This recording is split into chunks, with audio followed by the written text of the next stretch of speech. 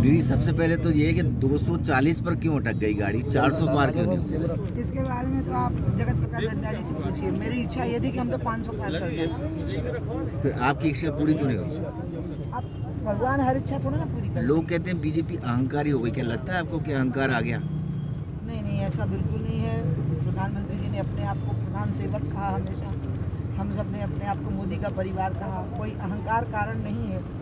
अब समीक्षा बीजेपी करेगी अपने लेवल पे। जो लोग समीक्षा करेंगे उनमें मैं शामिल नहीं हूँ, इसलिए मैं नहीं बता सकती क्या एनालिसिस करेंगे। बाकी मध्य प्रदेश में जो सरकार काम कर रही है, आपको लगता है कि वो ठीक काम कर रही है?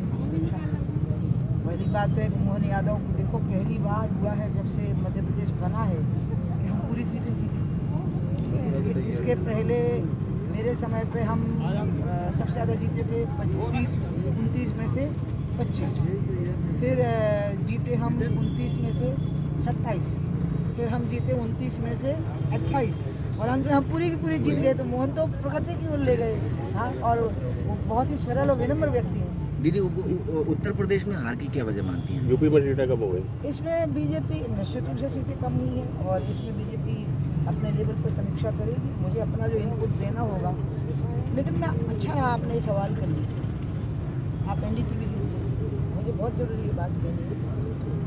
आपको हिंदू समाज का मन समझना पड़ेगा। हिंदू समाज ना समाज व्यवस्था और धर्म व्यवस्था को एक नहीं करता। ये इस्लामिक समाज है, धर्म और समाज की व्यवस्था को एक करके चलता है। इसलिए वोट वो सामाजिक व्यवस्था के अनुरूप देंगे।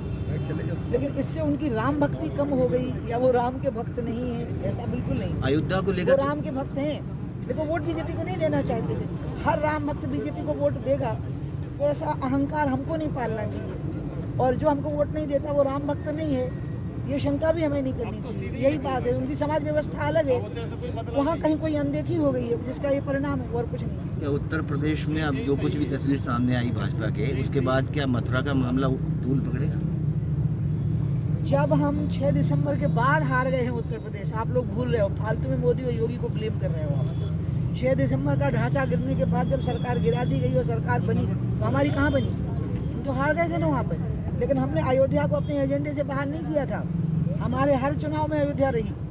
हमने अयोध्या को वोट से नहीं जोड़ा, तो मथुरा और काशी भी वोट से नहीं जुड़े हैं, हमारे हृदय से जुड़े होंगे। आखिरी सवाल पूछेंगे आपसे कि जो परिस्थितियां अब केंद्र में बनी है नई, कि उसमें कहीं ना कहीं अलायंस को साथ लेकर चलना पड़ेगा, तो क्या आपको लगता है कि इसमें कॉम्प्लिकेशन सामने आएंगे? नहीं आएंगे, क्योंकि दोनों हमारे पहले भी साथी रहे हैं। नीतीश तो हमेशा से ही हमारे साथी रहे हैं। चंद्रबाबू नायडू पिछले समय पे भी हमारे साथी थे, अटल जी के समय पे भी हमारे साथी थे। तो ये हमारे लिए फॉरेन एलिमेंट नहीं है, विजातीय तत्व नहीं है।